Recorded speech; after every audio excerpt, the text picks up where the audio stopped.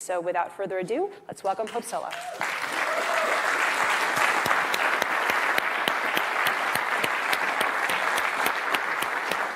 Hopefully you'll do a better job than I am at talking this morning, because apparently it's a struggle. But it's so fitting to have you here because, of course, we're in the middle of a very exciting World Cup. A World Cup, however, that the U.S. is not participating in. And so I'm wondering, as you watch gameplay, what do you think about the current state of soccer in America? Well, yesterday during the games, obviously the United States is not in the World Cup. And I found a local bar. It was this little Italian bar.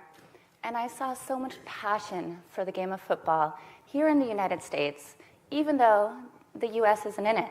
So that, to me, it brought me pure joy to watch the games yesterday and to see the excitement of soccer in our country. Because soccer in our country has always been behind basketball and football, as you know. But the sport now is growing exponentially, and it's really exciting times for soccer in our country. However, we're in a little bit of a crisis. And when I say crisis, you have to understand why the men are not in the World Cup. And when you peel back all of the layers, you start to see and understand that soccer in our country, it has become a business of profit over progress. And we are alienating so many young kids to play this beautiful game. And this is the world's game, so we should be inviting these young kids to play. We should be opening our doors to these young kids, but we have alienated the Hispanic communities. We have alienated our Black communities. We have alienated the underrepresented communities, even rural communities. So soccer in America right now is a rich white kid sport. And then we have to ask ourselves, well, no wonder why we are not qualifying for the World Cup when we have alienated a huge population of really talented youth soccer players.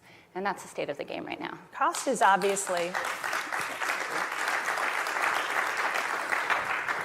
Cost has become an issue. I mean, I remember playing youth soccer, and youth soccer still is the most popular sport in America, but it has become very cost prohibitive if you are moving your way up the ranks and you're traveling and registration fees and hotels and all these sorts of things.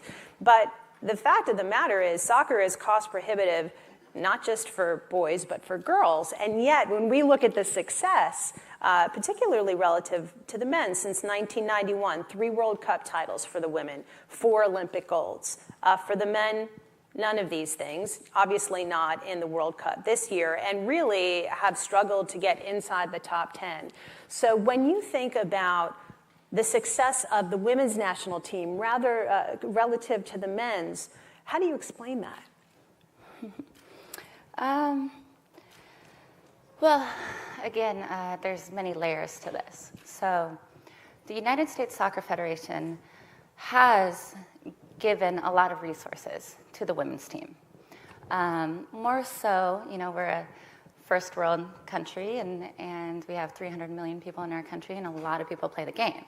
So that alone helps the women be successful on the global stage. You have many other countries who don't invest in women's football. You have many other countries who don't pay their women anything. So of course they're not going to progress at the same level as the American women. However, even though U.S. soccer does give us a lot of resources, more than many other countries, they still are treating the women like second-class citizens in comparison to our men's team. And that is a fight that we are continuing to battle, especially when you look at the numbers. And in fact, the financial statements, and I encourage all of you to look at the financial statements that U.S. Soccer just released. They are fascinating. So we have all these lawsuits with U.S. Soccer. They're being sued by everybody at this point in time. And not just me.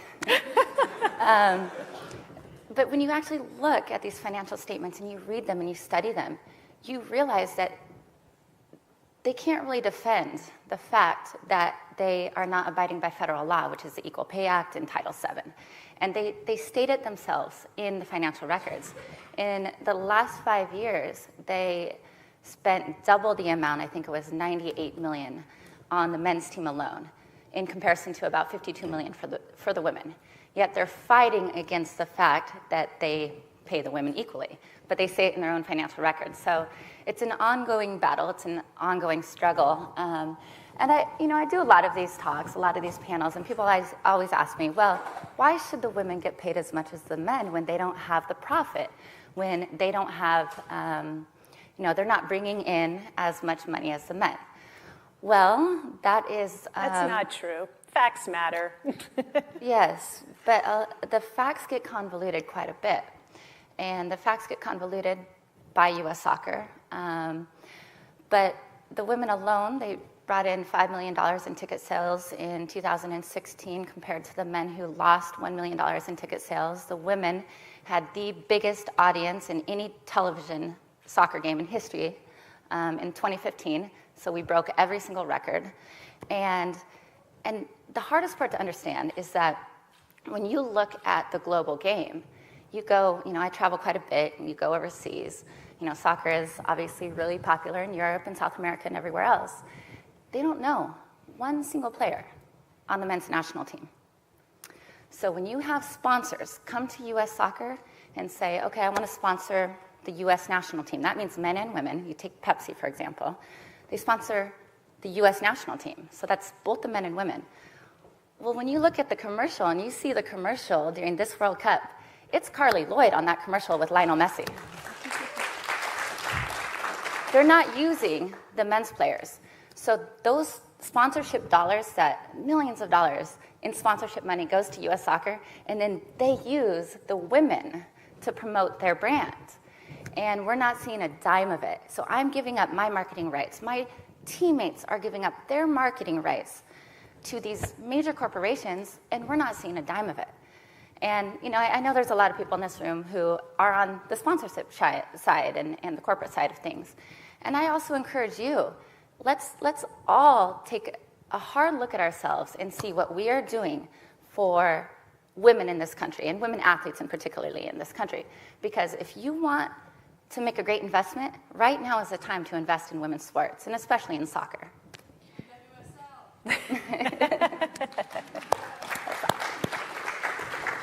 Hope, you have had an extraordinary career.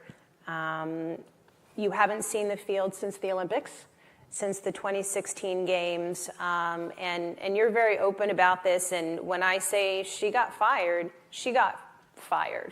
by the federation and was taken off the national team. The reasoning was commentary against Sweden's national team, some less than favorable and choice words about their style of defense, which is very conservative. We just saw that against Germany the other day. It's not just the women, but it's the men too. But you took a break. You had shoulder surgery, reconstruction, and we didn't really hear from Hope Solo for a while. And then boom, there she is. And the activist in you came out, and you decided to run for president. And I'm wondering if there was a specific catalyst that made you say, my time is now, and I may not be playing, but the reality is because I'm not playing, I might actually be able to have more impact. Yeah, I think that happened when I was about 12 years old. I was raised by two very strong women. I was naive when I entered into kind of my mid-20s, I guess, and I was on the national team at that point in time. I didn't understand why our men were taking charters and losing games, and we were sitting in middle seats in the back of a plane and standing in really long lines and having to play the next day, with our knees bumped up against the seats, and the coach is expecting us to have fresh legs the next day, traveling 12 hours across, the globe.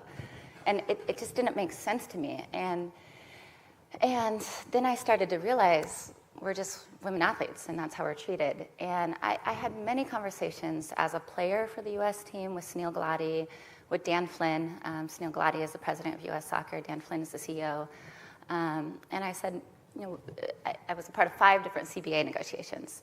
And every different CBA negotiation, we would ask them directly, well, we just want what the men get. Can we get paid the same? Can we have the same travel arrangements, the same hotels? I'm tired of being in these 2-star hotels. So it's, we asked those questions and we pushed and we pushed and we pushed, and the answer was always, we don't want to hear about the men anymore.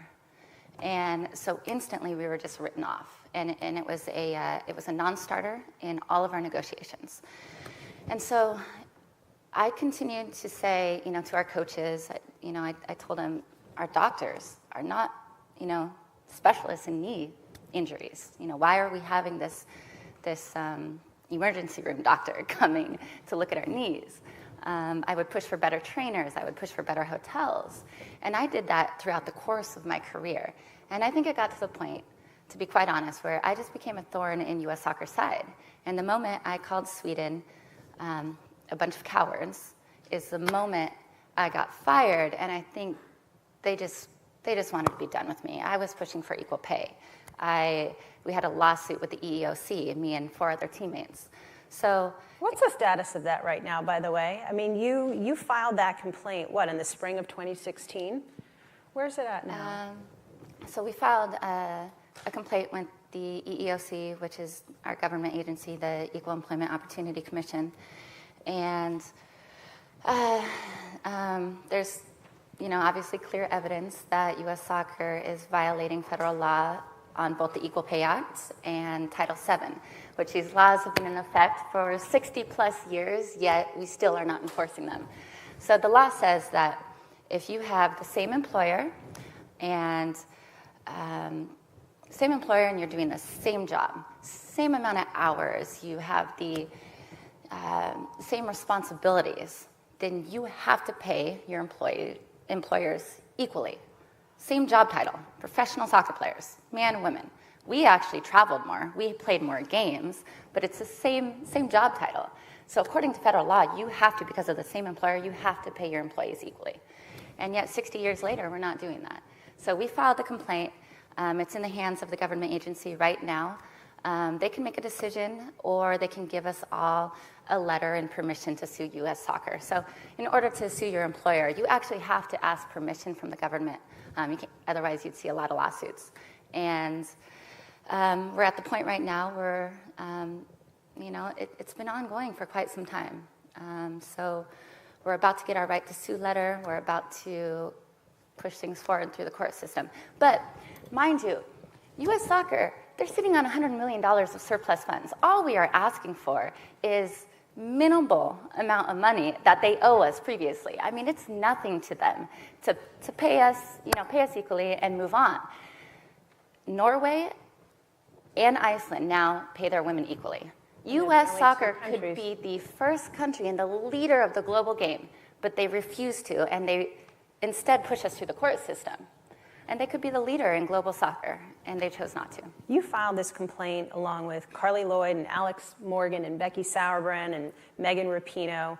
How closely have you stayed in contact with them about this complaint? About the complaint or in contact? Or in general? I mean, we're working, endlessly on this complaint. It's a dirty game, to be quite honest. You have attorneys fighting. You have, like I said, everybody's trying to, change the facts. And well, I guess at one point we had the public support behind us. We had congressmen, we had congresswomen, we had senators, we had Barack Obama. We had everybody behind us. And then, it got delayed in the court system, and people kind of lost interest. And oftentimes that's what happened. And U.S. Soccer wanted to delay it so that, people kind of forgot about it. But we haven't forgotten about it, and we are continuing to fight. And my teammates right now, they're in a little bit different of a position than I am, because they're still playing. And so they are still getting intimidated by the federation, saying, why don't you just focus on qualifying for the Women's World Cup, which is next year? Drop this lawsuit, drop this claim, and move on, because we're not going to budge right now. And so it's frustrating, and I understand their fear. I understand it. But then it just feels like it's all falling on my shoulders. Do you feel like you're fighting alone?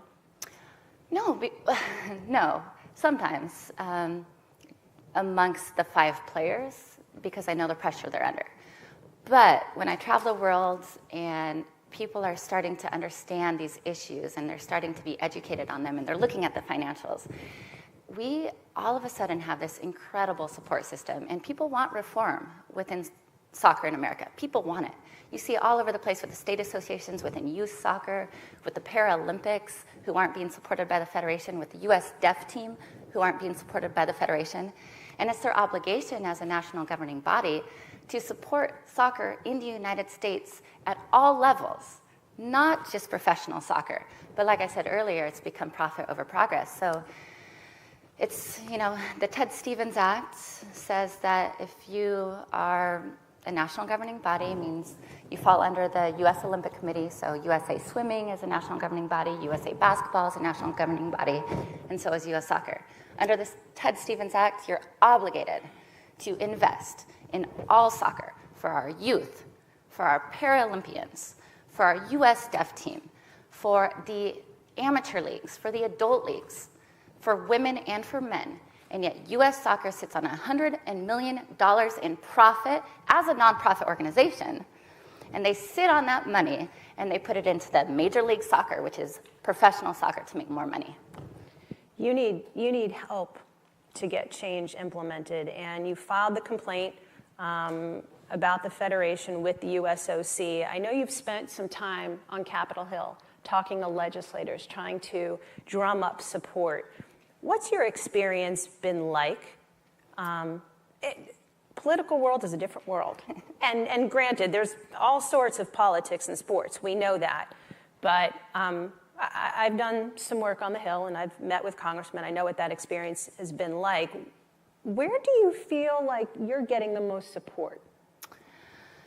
Oh, like I said, there's a lot of people who want reform right now, especially on the youth side of things in America. Is there somebody in particular, is there a particular congressman you feel like this person's in my corner and I'm going to lean on him or her? The Commerce Committee in the United States Senate, they want to make sure that sports are finally being ran in a way that is filled with integrity. And it's really important for them right now, especially after hearing the hearings for the USA Gymnastics team. And right now, the pressure is on the Olympic Committee, is on the United States senators, especially the Commerce Committee, to make sure that we are doing things right now in athletics. And I think people understand that it's time to really look into these issues and take them very seriously. It's been difficult because my husband and I just moved. We bought 60 acres, and I actually really like the quiet life despite what the public thinks. I've been labeled outspoken, I've been labeled, which I'm fine with. But I would be perfectly happy being on my land with my husband and not being in the public eye. People oftentimes label me as, oh, she just wants attention, oh, she's bitter because she was fired from US Soccer, so that's why she's filing the lawsuit. I actually have so much support from people when I ran for the president of US Soccer. I ran because the voice was important. To bring up these issues was incredibly important. I knew it was highly unlikely that any of the change candidates would win, but I knew that our voices were incredibly important. I only had 6 weeks to get nominated, and it was really difficult to get 3 state associations to nominate me that late in the game. But I got them, and I got a seat at the table. And at the end of the election, I was one of the only voices that stood up there and said, to the current president who ended up winning, Carlos Cordero, I said to him, you've been on the board for, however many years. You've been on the board. And now you're standing as a change candidate. You had the opportunity to pay the women equally. You had the opportunity to put more money in youth soccer. You never spoke up. And now you're going to run the federation and act like you're going to change everything. And I said all of this on stage in front of all the delegates, all of the voting delegates. And I walked off stage, and Carlos Cordero gave me a huge hug. And I got support from everybody in that room, even though they already had their commitments to other candidates. They understood how strong my voice was in that room. And they are the ones, the delegates, even though I didn't get their votes, they were the ones that said to me, 1, I wish you would have started this campaign a lot earlier. And 2, you have to keep fighting for all of us who do not have a voice. And so as much as I want to stay on my farm and live in North Carolina and be quiet, with your chickens and your pigs. My chickens. We talked about chickens and pigs yesterday, by the way, and I don't want to get too off topic, but I find it interesting that you are accompanied by chickens. But it's easy to label, a woman fighting the system, and it's very easy to label them, bitter and angry, and that's what's going on right now. But then on the backside, I have people telling me, you have to keep fighting and pushing for change in our country, especially for our youth system. And that's what keeps me going, because I saw some heartbreaking stories. Thank you. You kind of transitioned me to my next question. You did have to drum up support. You had to, speak to all of the states.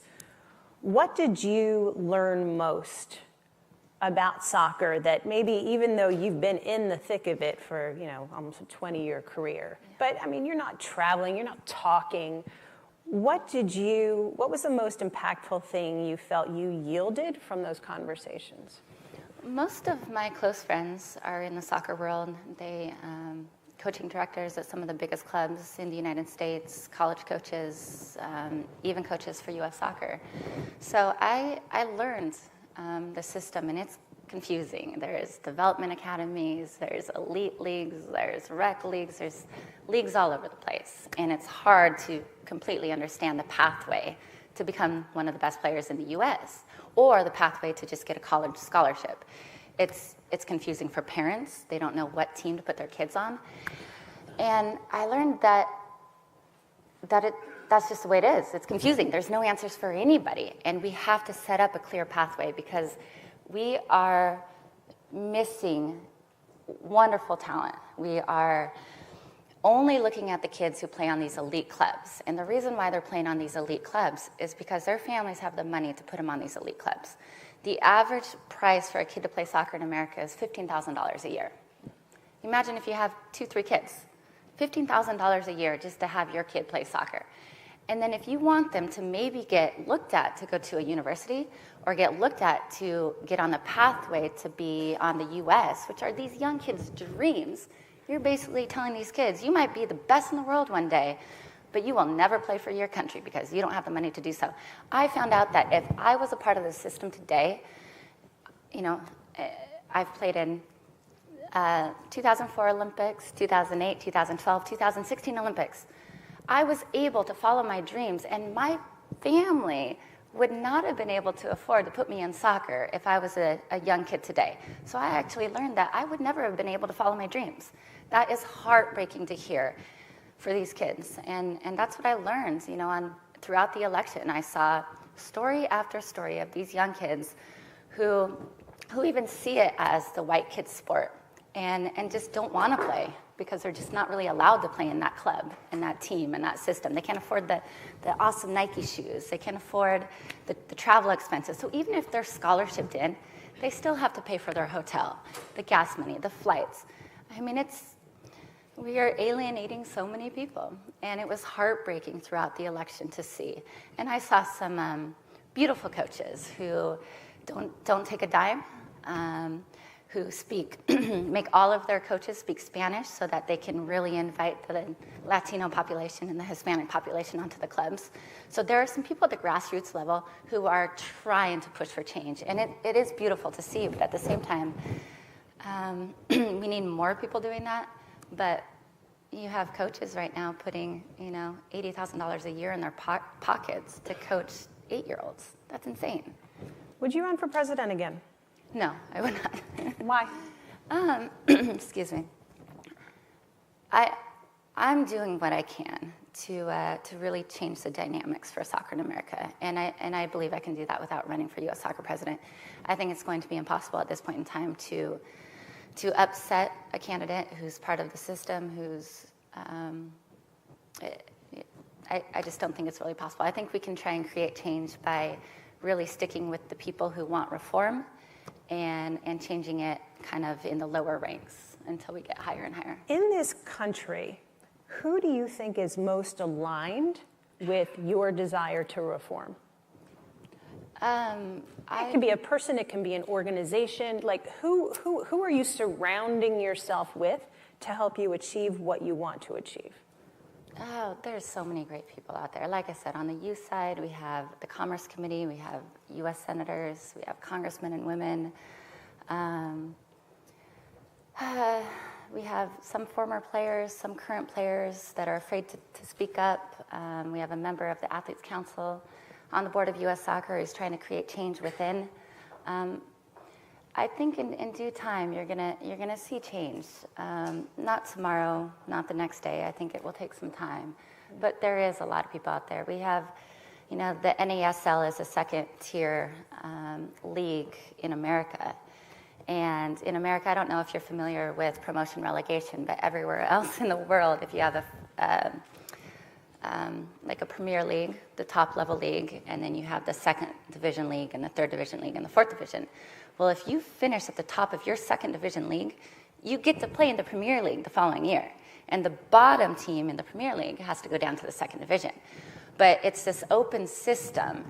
And in America, because the MLS wants to save all of that money to be in the top tier for themselves through television rights, through attendance, they don't allow anybody else to come into the top division.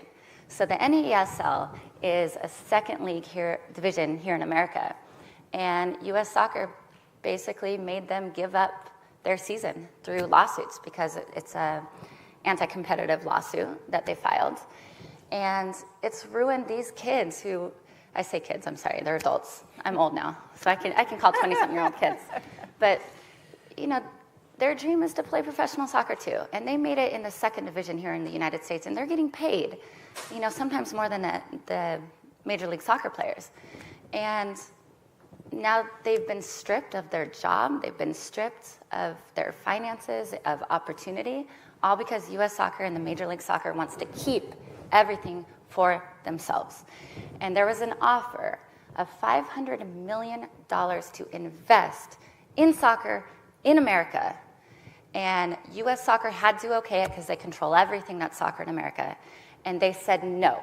They said no to $500 million to be invested into soccer here in America because they didn't want to open the doors to somebody else, because they want to keep that profit amongst themselves. And they've ruined the lives of so many Division II status players.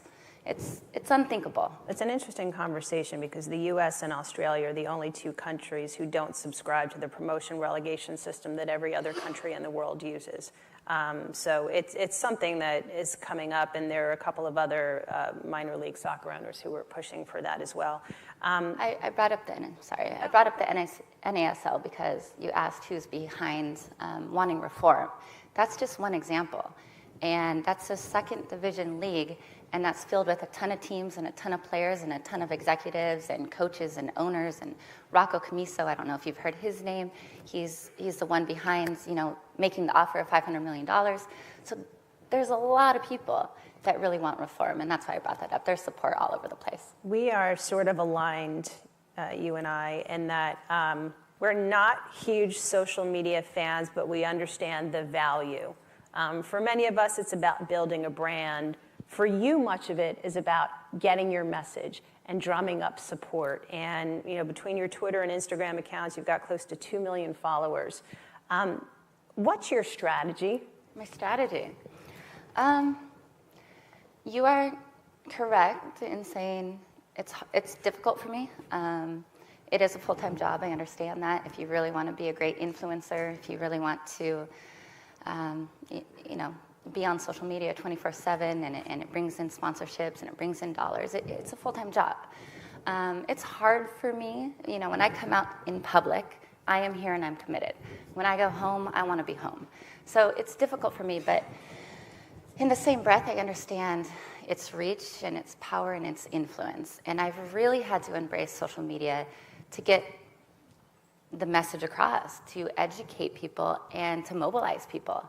And just recently we wrote a letter and we explained to the public what we are doing to meet with congressmen and women, and we asked them to write letters to Congress, and we had thousands and thousands of people write letters to Congress. So we are making a difference through social media, and I've had to really accept that, and I've had to work harder at it. But the wonderful thing is it's raised the level of everything social media. So now I can't just be out there tweeting myself and posting things on Instagram myself. I have a team of people that help me, and I think every athlete should have a team of people, honestly. Otherwise, you get in trouble by tweeting out just whatever you want to tweet out at 2 a.m. So, kind of like our president, but Not just athletes. but So but you won't put out a tweet before consulting your team? Absolutely not. My team is very important to me. My team, my team cares about our causes. They care about me as a person. And a lot of athletes fall victim to having agents who are once again part of the system. And I used to be with the biggest agency throughout almost my entire career, Wasserman Media Group. And they didn't really care for me as a person. They wanted me to pose for Playboy. They wanted the money. That goes against what I stand for women. I'm not trying to judge other women if that's what they want to do, but it wasn't for me. And this was the advice I had been told throughout my entire career. And in the last about 5 years of my life, I finally moved in a direction that is authentic to me and allows me to be myself. And I think every athlete needs to find that, and it's too difficult because you have the powerful agents, the top agents at the top.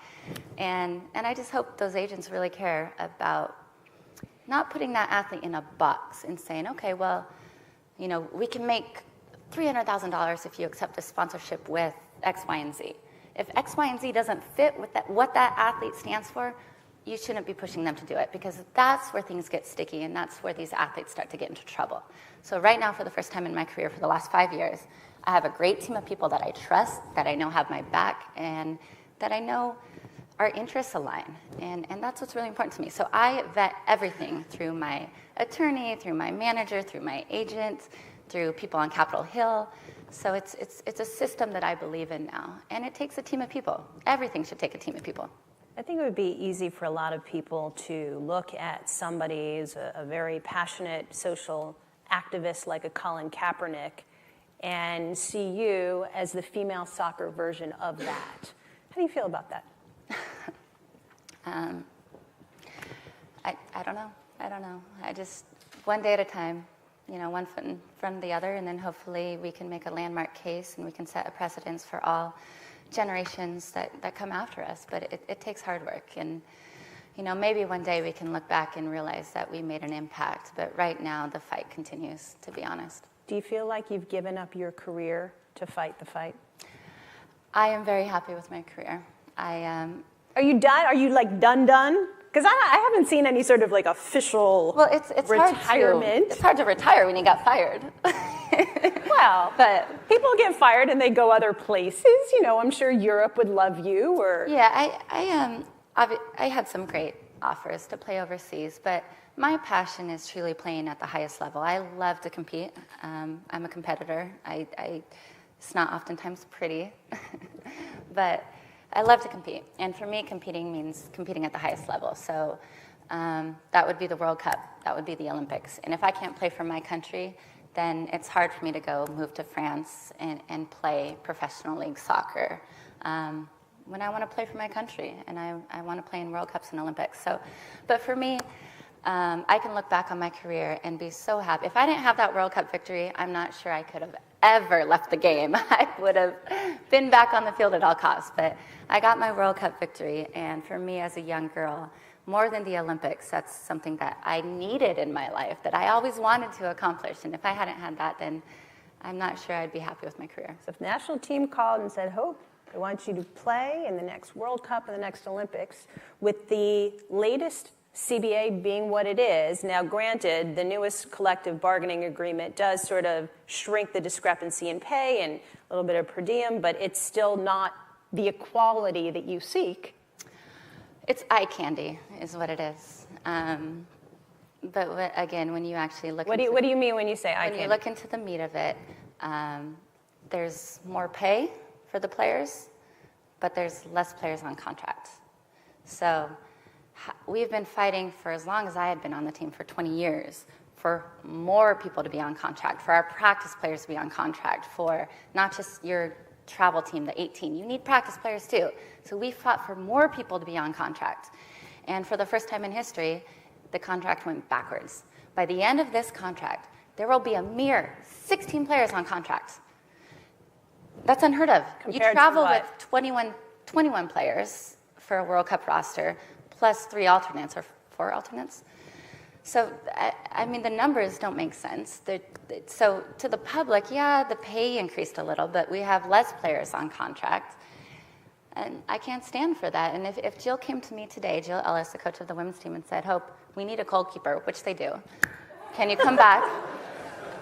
Can you come back and help us win the World Cup? I'd say to her, are you guys abiding by federal law? I mean, that's the only question I have to answer back, or ask back, and see what the answer is. And we all know that they are not abiding by federal law, so I cannot stand for that at this point in time in my life. I can't.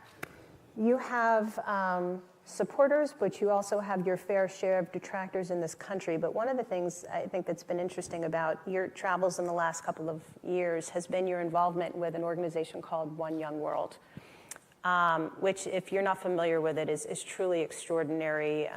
Just raising up young men and women all across the world who have suffered through all sorts of hardships. And I know it's something that you're very passionate about. But I'm curious, as you've had discussions in those sorts of circles, what you've learned about the perception of Hope Solo globally versus the perception of Hope Solo domestically. Well, here in America, I'm very polarized. People either love me or hate me, and there's not really much in between. When I travel the world and I speak to a lot of different people, people respect my career. They respect what I have accomplished based off of my merit. They understand that I am fighting for the people who don't have a voice. So, recently, I had somebody go to the Dominican Republic, and there was a shrine of Hope Solo throughout the national team offices. And, this particular coach asked them, why do you look up to Hope Solo? And why do you love her so much? And they said, because she's a fighter, and she represents us. She represents us who don't have a voice, and she continues to fight for the rest of us. And that's what I see around the world. I see people asking me to do more, and I wish I could do more. But, I go visit the women in Italy. I go visit the women in Ireland who are fighting the same battles. And they're looking at me to help guide them. So around the world, I'm not seen as so polarized. Here in America, I'm the asshole. I'm the loudmouth. I have lawsuits. I had family issues. They put me in this bubble, and they don't let me kind of live outside of that bubble. Do you think that's justified, though? Do I think it's justified? Mm-hmm. Well, the people writing about me, do they know me? Do they know my family? Do they know what went on? That's just the world we live in when it comes to oftentimes the media. But for me, that's why I'm happiest when I'm traveling overseas, because I see the impact that I make there more so than I do here in America. We all look at our life experience, and lots of us contemplate, is there a need to evolve? For you to achieve what you want to achieve, do you feel that there is some area of Hope Solo where you need to evolve? I think you're missing out in life if you're not evolving daily. What's the point in living? What is the reason in living if you just remain the same for the rest of your life? So by all means, I hope that every single one of us is evolving every single day. What's that for you? Where do you see your greatest evolution? My greatest evolution. I continue to put my time and energy into the things that mean the most to me. That's my husband, that's my family. And when I say family, I've learned a very hard lesson that family isn't necessarily who you're born into. Family can be, those who you are close to, and those that you trust, and those that have a mutual, respectful relationship. And that's not always family members. And that was a very tough lesson for me, because I remained, close to my siblings for a long time, knowing that it wasn't the most healthy thing in my life. And sure enough, it blew up, and it blew up publicly. And it's still, Those charges against you were dropped fairly recently, which is, if you're not keeping up on the news, that domestic assault case regarding your half-sister and your nephew were dropped. So I just... But those are hard lessons. But right now, I am able to just put my time and energy into the people that I love, into the people that I trust, and into the causes that I truly believe in. And I feel like I'm in a really good place, despite being polarized in the United States. I'm able to continue forward because I see the people that I'm influencing, and that's really important to me, and I'll continue to do my best at that, even though I'm very introverted, and I'm very shy, and I do not like the spotlight, despite what people think. I'm able to do that because I'm energized when I go home to my husband, and I get the private life in North Carolina, and I'm able to do that. And that is how I continue to evolve, is learning what's best for me, as opposed to just always going forward at the detriment to your own self. I think it's eating green eggs. Her chickens make green eggs. I'm kind of obsessed with the chicken conversation, which we don't have time for.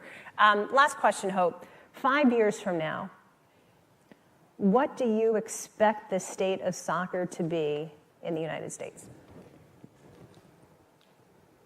Knowing how court systems work and how long things take. I'm not sure of the overall state of soccer in America in 5 years. I think it's going to take some time for these major changes to take place. But what I am hopeful of is that the historic court case of the equal pay filing and the Title VII ruling will be made within 5 years. And at that point in time, all goes well. The evidence is sitting right in front of everybody. It's pretty hard to deny, but once again, the court system takes a very long time. But I hope that within 5 years, we set a precedent for all female athletes moving forward. And I'm pretty confident that will happen. Equal pay? Equal pay. 5 years.